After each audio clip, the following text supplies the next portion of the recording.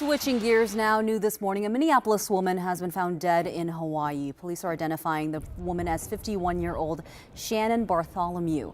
A kayaker found her body in a canal off the coast of Honolulu. Her hands and feet were shackled. Her son says she was traveling alone, finishing up an 18-day trip. Police are calling the situation suspicious, but the medical examiner has not determined the cause of death. All eyes on our nation's capital. This morning, we're learning the whistleblower complaint surrounding President Trump's phone call with the leader of Ukraine is now declassified. This is a live look at the Capitol right now. Now, that could be released to the public today. It comes just hours before Intelligence Director Joseph Maguire testifies in front of the House Intel Committee. He's facing questions over how he handled that whistleblower complaint. According to the complaint, the president allegedly pressured the Ukrainian government to investigate former Vice President Joe Biden and his son. The president says this never happened. This phone call is now at the heart of a congressional impeachment inquiry. And we'll have much more on this story coming up at 6:30.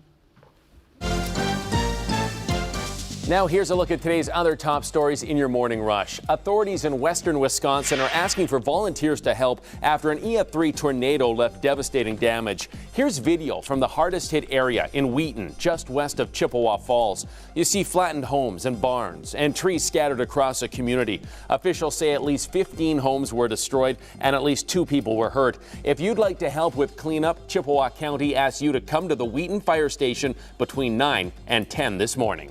A 3-year-old boy is in critical condition this morning after being found in a pond in Brooklyn Park. He went missing yesterday morning in a neighborhood off Edinbrook Parkway.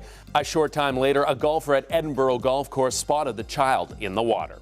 Police say they still don't know what led to the death of a woman found in the middle of the street in northeast Minneapolis. Officers were on a routine patrol when they discovered the body near 31st and Columbia Avenues around 1:30 yesterday morning. Police believe she may have been hit by a car. They say they hope to release new information in the coming days. Clean cars equal cleaner air. That's the message from Governor Tim Walz. Governor Walz has announced a new plan to cut down on vehicle emissions. He says car makers will be required to sell more electric vehicles in the state starting in 2023. The move is meant to reduce gas emissions and follows 13 other states that already require car makers to offer more green vehicles. Governor Walz says the standards would help fight climate change. And that's your Thursday Morning Rush. Time for the Digital Dive, a story that has a lot of you talking online. Today it involves anyone who has future plans to fly. That's a lot of folks. Starting October 1st of next year, you're not going to be able to board a domestic flight with your standard Minnesota ID. You're going to need a real ID or a passport to make it past TSA. The transition has been in the works for a while now, but the Minnesota Department of Public Safety says only about 10% of Minnesotans have applied for real ID, maybe because the requirements are kind of confusing and seem pretty tedious. First of all, you're going to need a document that proves your identity, birth date, and legal U.S. status. Most likely, if you have a passport, that'll work. You're going to need proof of your social security number, like a social security card or a W-2. Also, you're going to need 2 separate documents that prove your residence with your name and address, and you're encouraged to pre-apply online. We got so many comments on our Facebook page of people saying getting a real ID was a hassle and they plan to stick to using their passport to fly. However, Melba said here, I went to renew my driver's license last week and expected to apply for a real ID. One of my verifying identity documents was my passport card. The clerk told me there was no advantage to the real ID since the passport is a federal ID. Carrie said she got hers in May. She said she pre-registered online beforehand, telling them what documents I would use. She goes on to say if you have everything together and pre-register online, it goes relatively smoothly. And Lee asks, why not just get rid of the standard ID altogether and replace it with the real ID as the main ID?